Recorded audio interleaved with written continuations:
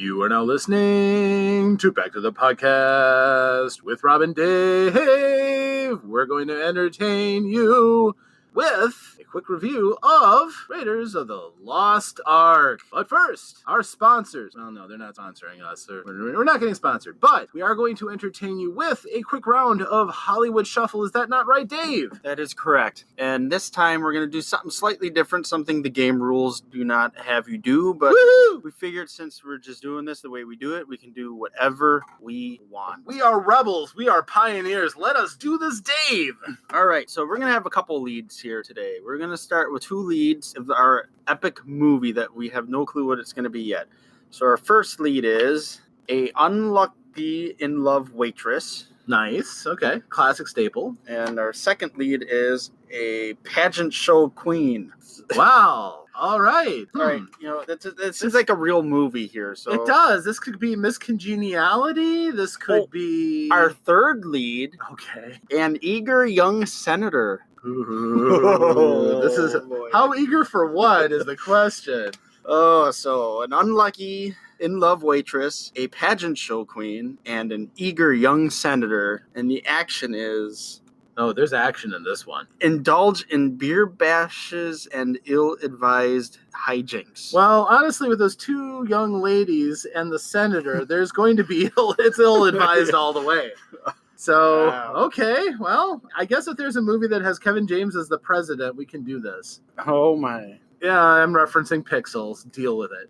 And the twist is... Do we... on Mars. Oh. So we just made Total Recall, everybody. No. That's done.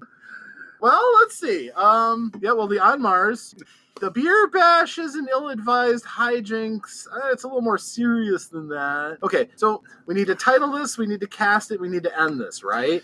Yeah, we could. Let's see. Let's throw out the casting first. That's probably going to be the easiest thing to do. Eager young senator. So we could go, how about young Kevin Bacon? That's a good one and would fit in well with... it's believable with the beer bashes and ill-advised hijinks. Yeah. Okay. I'm going to take some of the class out of this and hopefully punch up the humor. Tim Curry is the pageant queen. I love Tim Curry, and there's not a lot of movies I don't want to see him in. But I was thinking, okay, we can. I don't think he means queen in that way, but it works. It will work. No, it'll work. But okay, then we'll have the unlucky in love waitress Megan Fox.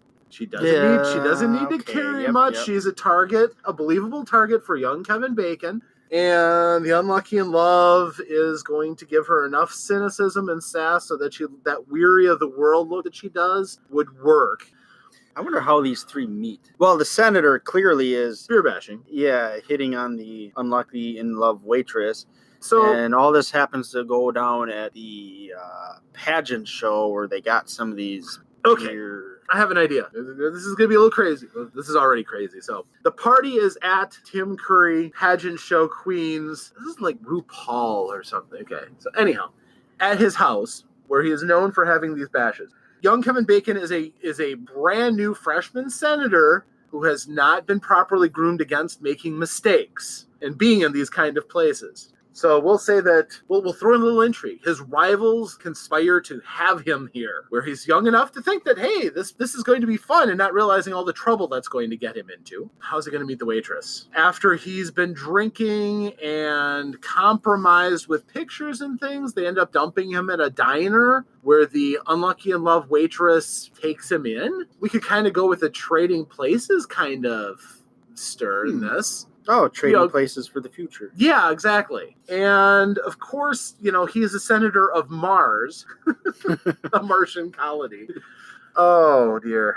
The ill-advised hijinks. Well, this is going to be a comedy, so one way or the other, Tim Curry, prom show queen, or pageant show queen, is outraged by these scoundrels. I'm still wrapping my head around Tim Curry, pageant show queen. Scoundrels taking advantage of this nice young senator who showed up to her party. So she and the love interest, the waitress, work with the young senator who insists on doing it all himself because this is a comedy. He wouldn't just throw money at it to make it go away or have people do this. The hijinks come in on Home Alone style hijinks to get the incrimination away from the bad guys. And in the end, there's a reveal of the rival senator who set it all up and set him up to fail, and they beat him. Probably with Tim Curry doing something wacky, like riding a wrecking ball into his car or something. I'll title it Fast Times on Mars. Well, that's a good one. That's a good one. Yeah, that's pretty solid. I think we could go with that. Don't know how that. I'm pretty sure I know how that would do in the theaters, but we're not making high art here. It would be a cult classic. It would not make any money at first. You're shooting for a cult classic, but it would do okay. It would do okay in the long run. Rating. What's the rating we would be aiming for? Oh, the rating? Yes. Like PGR kind of thing? Yeah. What rating? Oh, this thing would be rated R. Oh, okay. So you're going for an R-rated comedy. R-rated. Well, beer right there alone pretty much gives it the it's still PG-13. PG-13 at least to R rating. But we got some of our pageant show queen stuff and the young senator, unlucky waitress. So do you go with enough nudity and swearing, trying to hook in some extra people to watch it? Tim Curry with 3. Oh, gosh. 3. I just said 3 with 3 people by his side. You could have said 3 llamas, and you're not making this good. Tim all right, Curry. well, that's a good exercise. I feel like my brain is all revved up now. And we're gonna go to Raiders of the Lost Ark. Raiders of the Lost Ark. My very first note for Raiders of the Lost Ark. Finally, a good movie again. After Police Academy 2, I needed this. That just basically says I got to do Police Academy 2 before I do this one. I needed this. We have faith in you, Dave. You will have it done by then. I'll tell you my first introduction to Indiana Jones, and I believe it was my stepdad. When he recorded his shows, they would always be 3 movies on one tape, maybe 4. I don't know. 3 seemed to be the amount you could squeeze into a tape. I always loved Ghostbusters, and Ghostbusters would be on after Temple of Doom. So I remember to get to Ghostbusters, sometimes I had to fast forward through Temple of Doom, and in some cases I would actually watch. So you saw Temple of Doom before you saw Raiders of the Lost Ark? Yes. Okay. Yes. Interesting. That was my introduction to that, and I keep forgetting sometimes how much younger you are than me because I lived through those times. Right. I didn't get to Raiders until much later, really, because for some reason my stepdad did not have Raiders of the Lost Ark at all.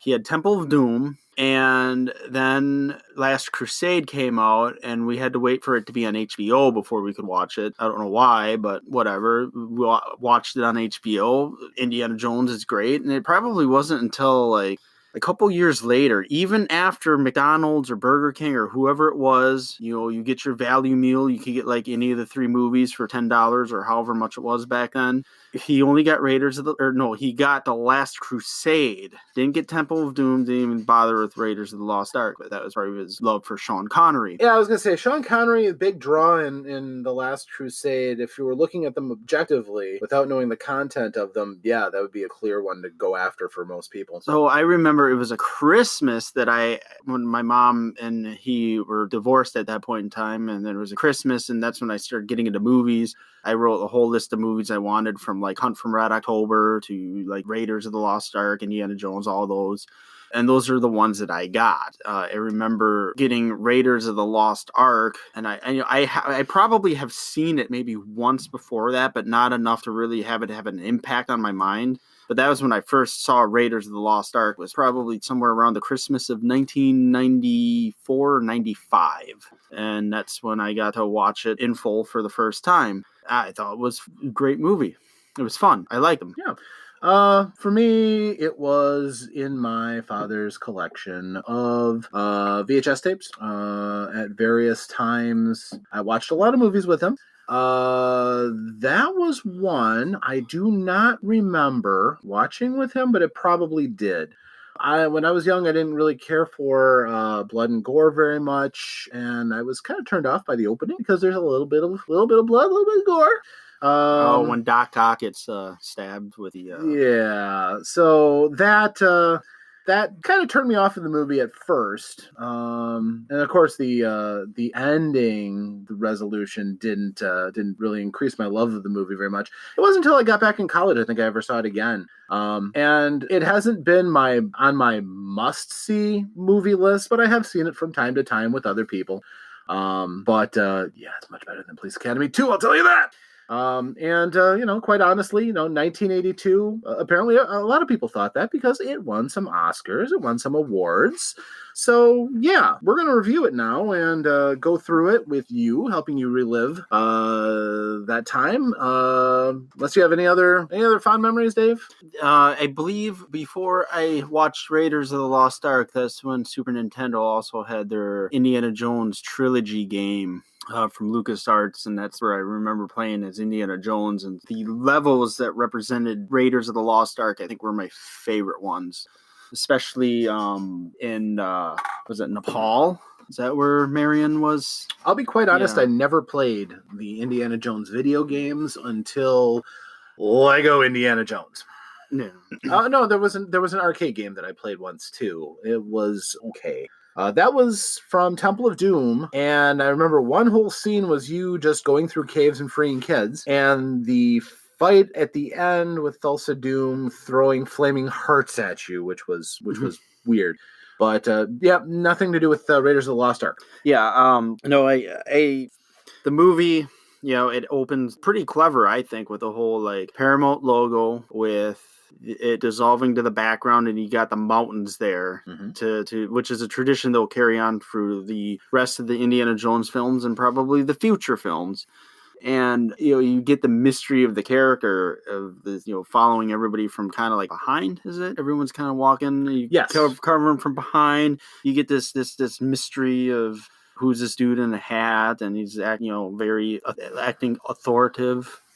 Way. Well, he's definitely in charge of the expedition, and they work very hard to protect the first face shot by showing a lot of back profile shots. And this has been copied a number of times by other movies, many of them parodies. But yeah, you don't show Indy's face until a dramatic point where everyone is seizing up, and then he turns to react. But until that, yeah, he was the leader, clearly. And you also got a sense that his followers weren't very trustworthy. No.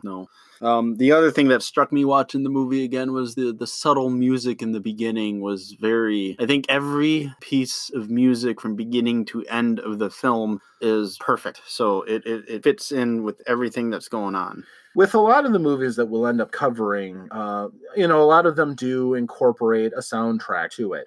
A lot of Indiana Jones movies are mostly notable because they are interwoven completely with music. Every dramatic sting, every soothing melody that leads you through a moment of character building and in some cases vulnerability for Indy is very, very effective. And really, if you're looking to score movies, it's not all about the recognizable songs that you will be playing through the soundtrack. This is a way that people have been programmed over the years. How you feel has a lot to do with the music and the developments through it. So this is certainly one of the finer examples of that, yes. Yeah, so it was a great opening. I mean, not a lot of movies just can be that subtle, simple, and just keep you like, wow, what's going on here? Wow, this is fascinating. Yeah, another nice thing too, you keep the exoticness of the movie, which isn't going to be another hallmark of the Indiana Jones movies. You're in South America, the time period, 1936. They work very hard at protecting that with period-appropriate clothes and props and things like that. Got a tattered map as a prop. And Indiana Jones is not, and he's never billed as a huge macho action star. He's capable in a fist fight, but he's kept reasonable. He's kept somewhat vulnerable to the point that he's relatable, and you can root for him. Not like Rambo, where you might have some reservations because he's almost superhuman. He is smart. He uses his brains. He clearly knows what he's doing, and at the same time, he recognizes the dangers and acts like he's protecting himself. In defense of Rambo, I would say the first movie you could probably relate to him, but it was once they turned him into the character in the sequels when they went overboard with the This the is fair. Sylvester Stallone type macho thing going on. That's fair, and when we dissect those movies too, that we're going to talk about the shortcomings of what they did to that character too. But in this case, Yeah. Indiana Jones is protected fairly well from those excesses by sticking true to his character, which makes the later movies, it preserves the quality and keeps it at a higher standard than a lot of sequels end up getting. And that has its roots right here in the beginning of the first movie. He is seen as archly competent. He knows what he's doing. He can understand most of their languages. That comes back to bite him.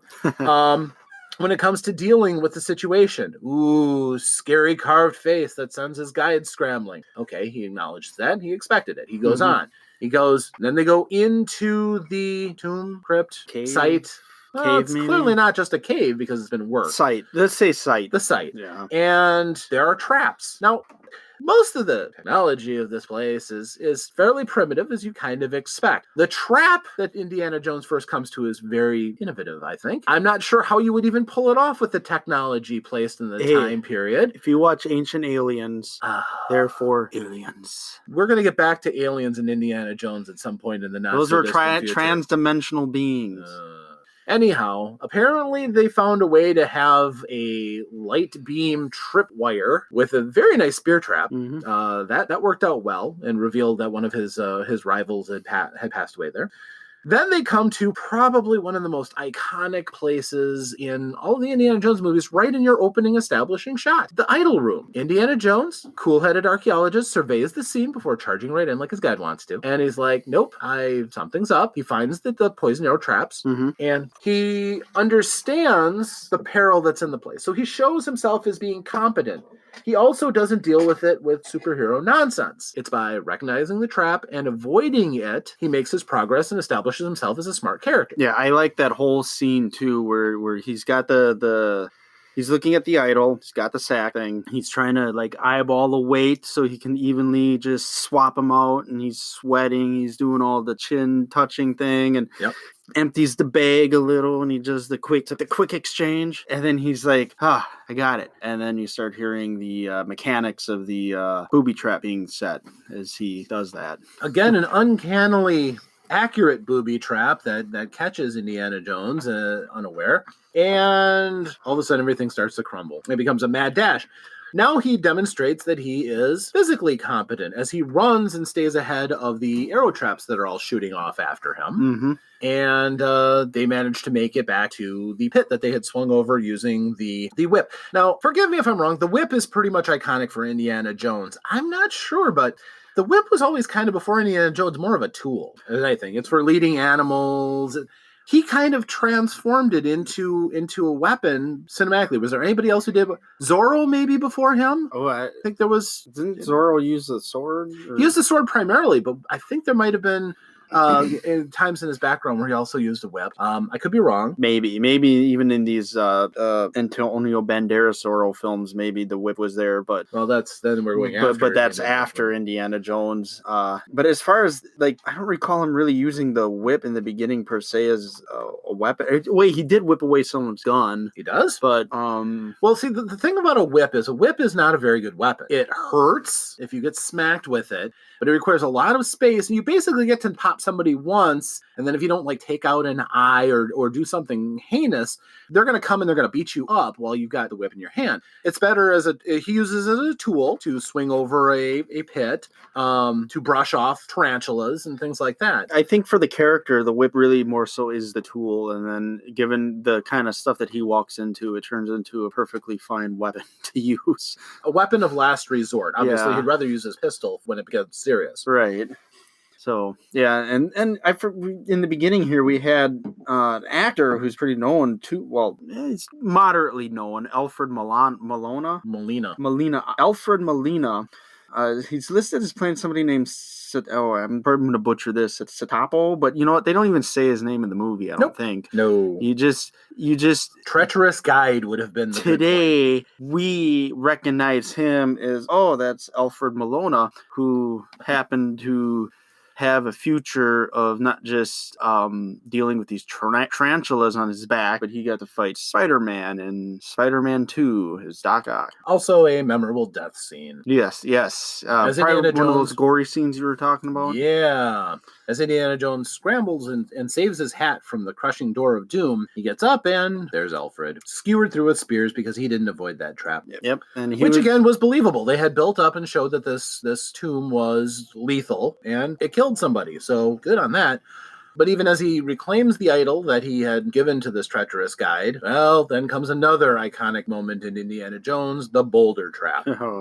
I've always seen that, like when Disney World would, or whoever would advertise their come to Disney World and see our Disney stunt shows, you'd always see the guy dressed as Indiana Jones running from that boulder. And I'm like, wow, I want to see that. Not really realizing that was part of that movie. I think my stepbrother may have told me, yeah, that's in the first Indiana Jones movie. And like I mentioned, I didn't watch any of the first one until much later. So yeah, it's certainly an iconic moment. And, I mentally scramble to try to figure out any other scene in Indiana Jones that comes to the mind as readily.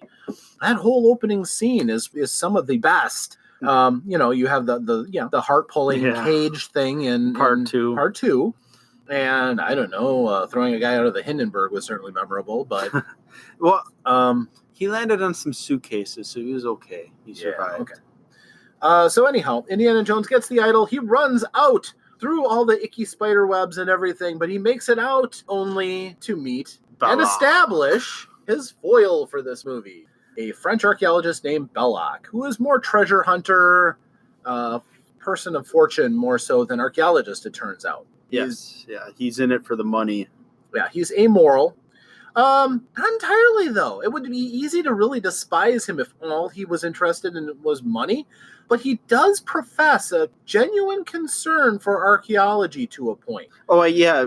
Okay. When he was worried about what the Nazis may do with the Ark, he was slightly He wanted to make sure concerned. he could study the Ark first but yes, he had... This is another interesting thing. People who make movies pay attention. He had depth of character. Yes, he was the counterpoint to Indiana Jones. Indiana Jones, American archaeologist, has a heart of gold but a rough edge to him. Belloc, French, somewhat archaeologist, smug, had a smoother... you really didn't want to see Belloc in a fight. You have a suspicion he'd probably get his tail kicked. Oh, probably. But he's smarter and he has connections that and turns out friends of headhunters, actually, because Indiana Jones is surrounded by headhunters. This becomes a common theme for Indiana Jones dealing with Belloc. Belloc's always got his friends around him. In this case, they're headhunters that Indiana Jones can't talk his way out of to tell him how bad Belloc is. Right. So you establish your one of your villains in this first scene here. First time moviegoer might not realize he'll pop back up again, but also I call Belloc Indiana Jones's foil because, quite honestly, this becomes an interesting dance. If you've seen the movies, you know that the Nazis are kind of an omnipresent threat until 4, when it becomes Russians, but we're not getting into that.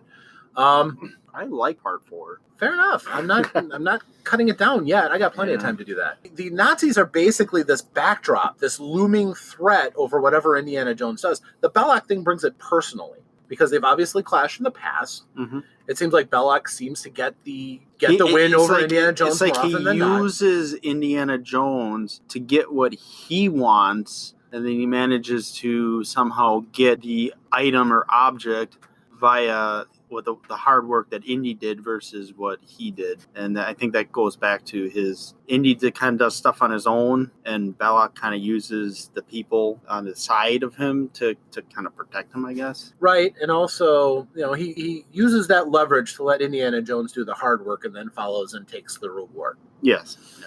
So Indiana Jones has to cough up the idol, and then he gets to run away, running back to the hydroplane. The OBCPO. That's the plane number. Well, I didn't note that. So OBCPO, which is one of the Star Wars references the many Star Wars references that are kind of sprinkled throughout the Indiana Jones films. Fair enough. And he's running back to his friend Jacques.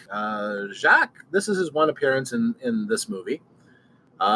is the pilot and apparently also a friend of Indiana Jones, who comes running up being pursued by a tribe of headhunters with poisoned arrows, who, despite the fact that he probably should be fairly good with these things, can't seem to hit Indiana Jones. As is classic for pulp action. You don't want your mooks to be overly confident, otherwise Indiana Jones would have been absolutely skewered by spears and poison darts. So Indiana Jones manages to get to the craft through daring do. He climbs up, even while he's being peppered at with all these darts and spears, gets into the plane, they take off, everything's successful until there's a snake in the plane. Jacques has a friend. This is the original Snakes on a Plane. Oh, I never thought of that. Yes, absolutely. Can you think of how much different this would be if Samuel L. Jackson had been Indiana Jones? I want this scene to be redone for part 5, excuse me. Getting ahead of myself here. Part 5, Sam Jackson could be the bad guy running into the airplane, and then there will be a snake in the airplane. And do you think Indy could ever get over his fear of snakes? Or do you think nope, he's One of the important things about a pulp hero is that they have to have a weakness, and they have to stay true to it. They can't overcome it, but the challenge can be getting past that enough to get to what you have to do, which we see later on in this movie. Yeah. So they get away. Indiana Jones, we established that he hates snakes. He hates them. This becomes a running thing with Indiana Jones. It's, again, central to his character and establishes a weakness to his character to make him more relatable and also to make him even more heroic when he eventually conquers his fear and progresses the story. This is another thing that a lot of modern movies don't do, is they give their heroes some sort of weakness that they have to get around. And is one of the reasons why Indiana Jones is so endearing as an action hero. Now, of course, the good movies still manage to hit these kind of notes for character development. So modern good movies? Yeah, but then we get back to more character development as we get back to the States and find out that, holy crap, not only can he's a professor. He is an actual honest-to-goodness professor. Looks pretty good in the suit, too. I will be honest. After watching this movie, I wanted to be an archaeologist when I grew up. It's true. What did I want to be when I grew up? I didn't think anything ever crossed my mind with this movie. I wanted to be an archaeologist, and I wanted to also be not only into ancient cultures, but I also loved dinosaurs as a kid. Okay. And all the plastic dinosaurs and everything. Yeah, I think Jurassic Park more so got me kind of fascinated with the digging dinosaur thing, but they went away pretty quickly. Fair enough. So at the university, despite the fact we know that his students seem to really like him. Really at least the like co-eds. The girls. The one wrote, did she write on her eyelids, "I love you"? Yes. And she's closing her eyes and it's distracting Dr. Jones. We know that his eyesight is really good because he can read what's written on her eyelids from up at the front of the class. So again, it's important when you're an archaeologist. And then we get introduced to his friend Marcus. And then before the bell rang, I caught this too. The bell rings before the scene, before Marcus comes in. Marcus is standing by the door. All the people get up, and Indy's doing, you need help, come blah, blah, blah, or whatever. I'll be in my office at these times. And I noticed after watching all these girls going, just like staring at him, just smiling, googly eyes, whatever's going on. There's that one male character that kind of walks up to his desk, sets down an apple, and walks out. I thought that was funny. It's subtle. Yes. It's subtle, but it's there, and it's kind of adds to the situation where even the male students trying to would be not really suck up to him, but to show him respect, I guess. Yeah, it might be. And realistically, too, with pulp heroes, sexiness is an element of their character. He doesn't really flaunt it. I mean, you can see elements of his character, but it's not like Han Solo, where he just kind of oozes charisma a bit. It's a bit more understated in this movie. Yeah. As a matter of fact, he does a pretty fine job of looking like a conceited jerk when he actually does meet up with the love interest of the movie. Yeah. That doesn't necessarily go really well, but again, it's character development. Yeah. So you were mentioning Marcus Brody, yes, played by Denholm Elliott. Again, I was familiar with this character from The Last Crusade before this one, and I was kind of bummed at his small role he had in this movie, but an important role, I guess, a moderately important role for Indy. One of the interesting things about the Indiana Jones movies is their loyalty to smaller, lesser characters and keeping the world intact. Yeah. Marcus Brody, yes, becomes much more important in The Last Crusade and gets a lot more screen time. Same thing with another character coming up, Sala. So it's something the Bond films. The Bond films had their Qs, their Agent M's that stuck around. Correct. But whenever they had any other recurring character, like a Felix Leitner, always recast because they never wanted to take away from the actor that was playing Bond. They wanted it to be strictly that actor. And that, to me, for the Bond films, that kind of takes away what you just mentioned about holding this movie universe together, because it's kind of being done on purpose, not in a situation where an actor's unavailable now, but where the Indiana Jones films, granted there's 4 movies versus 22 Bond films, At least, yeah. but still the Indiana Jones movies were going to be consistent with their characters in a believable way, let's say. Well, the Bond movies are more modular. They can almost exist in a vacuum, without the other ones. Yeah. For the most part, the Indiana Jones movies do tell complete stories that you could absorb. Mm-hmm. But what we've learned with the Marvel universe, when you connect these things, they form bonds that you can rely on and deepen the characters. You don't have to keep reinventing the characterizations. You have a connection, and that connection can be built upon then. We knew a little bit about Marcus from the very first introduction from Raiders of the Lost Ark, that he has a passion for archaeology, and he's a pretty good guy. You can kind of understand why, and he's also a tad sentimental, which is another part that you see in the third movie. And these roots are built, crafted in the very first introduction we get with him, which is a really nice touch. Movie making. He's somebody Indy looks up to. He goes to guidance, vice versa. They're friends. Yes, they're very, very good friends. And Indiana Jones respects him. That's kind of an important thing, because Marcus is played for laughs a bit. In the third film. Yeah. But quite honestly, he's earnest, and there's a good reason for him to be there. So he introduces him to Army men, people from the Army who want to see Indy. This is where the plot of the story is laid out for us. Colonel Musgrove and Major Eaton. It's trivia about Major Eaton. He happens to be Porkins from Star Wars. Porkins, Eaton's, nice. Or if you're a fan of Batman, Lieutenant Eckhart. Sure, absolutely. And I think of the 3 movies that I just mentioned with this particular actor, William Hootkins, if I'm pronouncing his name right. Yep. Hootkins, that's how I read it. I think the small role he has in Raiders of the Lost Ark is probably the I don't know, the Batman role is pretty good for him too, but I would say for Star Wars versus what he had for Raiders, he had a little more to do in Raiders versus, I'm right with you, Red 3, or whatever the heck he said. I don't know. Having a good death scene is a plus, I think. A little more not feather in your cap rather than just being the jerk army guy. Well, in my viewing, I didn't really see him as really being too jerky. It's just their job, I guess. Yeah, to a point.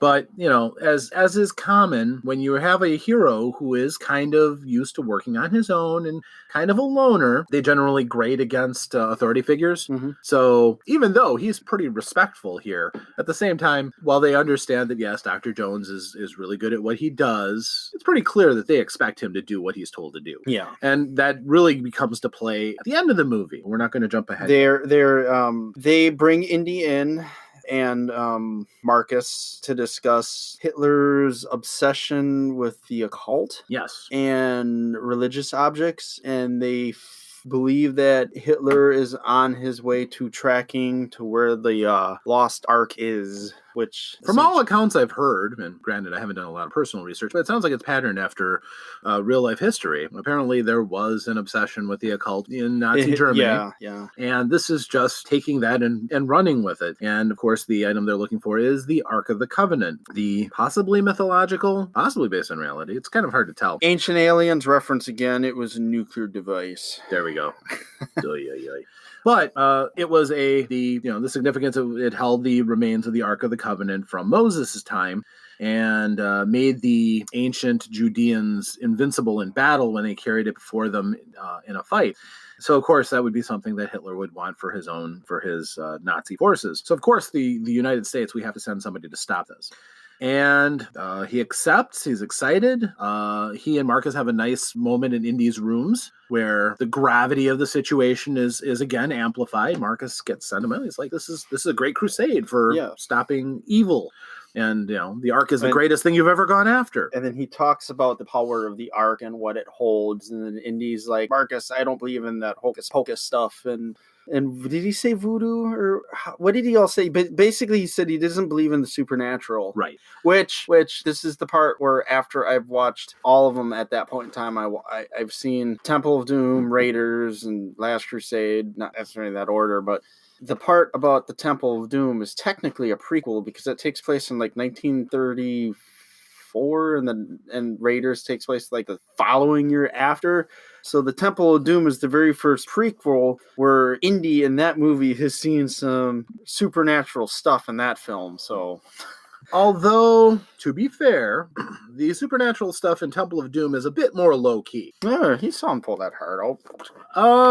I'm not sure, but it might be possible for a person suitably strong to rip through still alive skin. Yeah, and he also, when they're hanging on the ladder, was doing the whole like to get those stones to fire up just by what was he praising Shiva or whatever he was doing? Oh, he was calling on Shiva to punish the bad guy. They lit up fire, boom. So yeah, prequels do that though apparently. Yeah, but still, it doesn't affect nothing with this movie because you still get the sense that Indiana Jones is just getting ready to do a archaeological journey. Even if he's not a true unbeliever, we can call him safely a skeptic. Yes. So fair enough.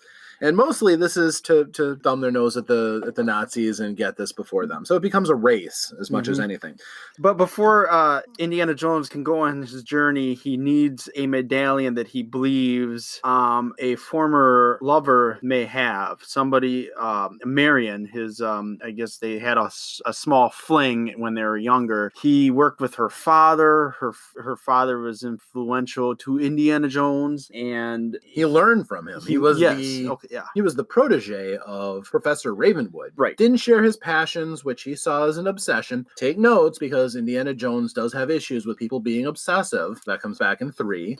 Yes. And so he then seeks her out in Nepal, which is a very snowy climate, the wind, and I'm telling you, the sound effects in the background were all Hoth noises. I could hear the wind noises were the same sound effects they used for The Empire Strikes Back. Nothing too surprising about that, though. Same movie house. And so, he goes to seek her, asking for the medallion. Well, now we get introduced to Marion, who deserves a bit of chatting up. Yeah. Because we learn a lot about Marion, too. When we meet her as a character. We're warned by Marcus that they're not friendly. Mm-hmm. Which certainly... But what the important thing that they establish right away with Marion is that she is one tough customer. She outdrinks a man who's probably 3 times her weight in a drinking contest and runs the bar. Yeah.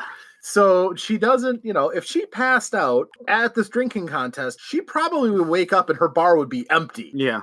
But she dares to have this drinking contest with a huge man, wins, and still manages to run her place and keep a clear enough head to keep going. She's not just, a pretty face to be saved. She's pretty tough herself when she needs to be. Karen Allen, the actress who plays Marion. Yeah. And, she's pretty enough. And it becomes very clear that when Indiana Jones comes in, that she's not happy with them. Right. They were former lovers. Apparently that might have been the breaking point between Indiana Jones and Professor Ravenwood. Yes. And they had a falling out, and Indiana Jones went on his own and apparently was successful. But Marion never forgave him for that. And when Indiana Jones asks her about the medallion, he's channeling a lot of Han Solo there. He's got the mercenary thing down. Mm-hmm. But she's not willing to budge even for a substantial amount of money, which could see her home back to the States. $5,000 back in 1936 was not a small amount of money. Yeah, I've been having fun watching some of these Christmas movies like It's a Wonderful Life, and each time they mention a dollar value to anything, I've been going to the inflation calculator to figure out how much they're talking about in today's terms, and you're like, oh my gosh, that's a lot of money. Exactly. So we also then, after she turns out Indiana Jones into the snow, we get introduced to more bad guys. Oh yes, one of my favorite bad guys. He's very subtle. He's there and he's not there. I gotta find find his name. Oh, the bad guy's name? That's Thalt. Is that how you say it? Tot? Toht? Darn it. T-O-H-T. I don't think they even say his name either, but They don't. You have to wait until the credits at the end. Yeah, played by Ronald Lacey. Now, this guy really took this image of a Nazi, like just that creepy presence he has, wearing the black, the cape, the glasses. And apparently this actor shaved the top of his head bald, so he was a balding head, but the hair, on the side of his head, just the way he comes in with the presence, and just asking for the medallion and demanding the medallion. Demanding. He offers to buy it first, but she doesn't give, and then he lets her know that he's not taking no for an answer, and that's when Indiana Jones comes in to make the save. Just as horrible things are about to be done with her with a red hot poker. Mm-hmm. One of the nice things about him is the ability to show that he's willing to be innovative and ruthless about persuasion, and he really emotes that he's prepared to enjoy it. Yeah, that's really where you start to get into real evil. It's not just that you have power. It's not just that you are, willing to demonstrate that you do bad things. It's when you show how much you enjoy doing bad things. If he wasn't a member of the Nazi party, he'd be off somewhere probably being a serial killer. That's the feeling you get off of this guy. Yes. And it's carried off excellently. And of course, he's at the head of his own group of thugs, so he has no problems, overpowering Marion. But then Indiana Jones comes in and saves the day, and an epic fight breaks out. A little epic fight. Great bar fight.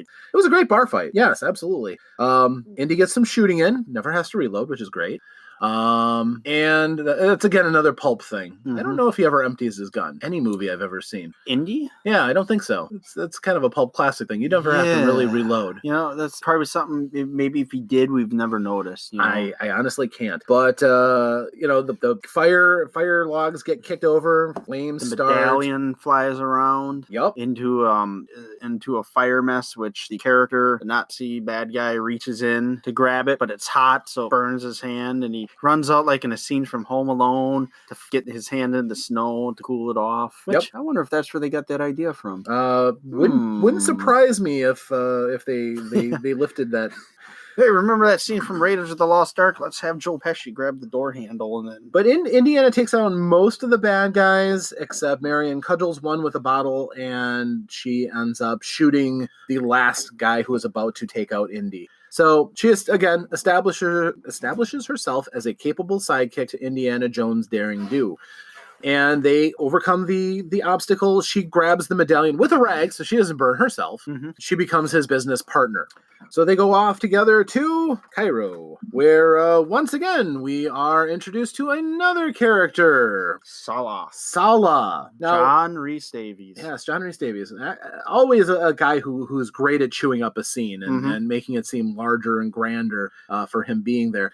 And this is another wonderful thing about the Indiana Jones franchise. These establishing shots are showing that Indiana Jones' success is because he has this great network of all these people that he's seen off camera. The character is fully developed, fits into the world seamlessly, and these characters come through again and again. It's not just Indiana Jones wins because he's awesome. It's because he's well connected and smart about things. Mm-hmm. He knows that by knowing a guy who's really good at digging and excavating in Cairo, that could see him through in things in that part of the world and be a good resource to fall back on. Sallah, as a result, fits in ideally with being able to help Indiana Jones in the situation. He seems exotic. He pulls through this bombastic, "You are my friend and I will do anything to help you." Indy. Yes. And, again, becomes an instantly sympathetic character that you like and you feel better when he's on the screen. John Rhys Davies was not their original choice for the character. Really? They wanted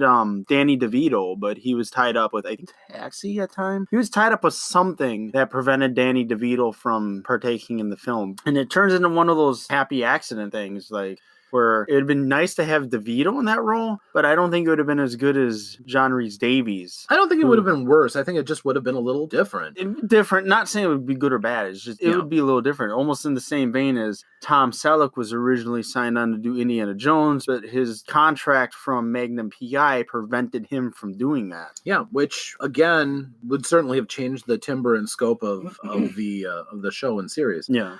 But with Sala, Indy can now start working on finding the Ark because Sala has been recruited, as well as every other excavator in Cairo, to help the Nazis. Money talks, and honestly, they'll shoot you if you don't cooperate, so they cooperate. Yes, yeah. And he tells him that Belloc is also involved, which Indiana Jones is not surprised at. Also, that somehow the Nazis have gotten a copy of the headpiece of the Staff of Ra, which Marion is still running around with. Or no, Indy has, I think, at this point. They're both. Yeah, they share it. Yeah. That becomes important because Sala offers to help Indy translate the writing on the staff head. And we get introduced to a few other new characters who we learn not to like. The evil capuchin monkey! Yes. The most evil capuchin monkey you will ever see. Well, he's cute and cuddly at first. But he's a tattletale. He's a tattletale to a one-eyed Arab. Yeah. Who is in the pay of the Nazis. So, of course, anyone with an eye patch in these kind of movies is usually evil. And yes, he uses the monkey to spy on Indiana Jones and company. All right, until next time, this has been Back to the Podcast with Dave and Rob. Thanks for listening, and make sure that you subscribe. And when we come out with new things, you'll be the first to know. Thank you, and farewell.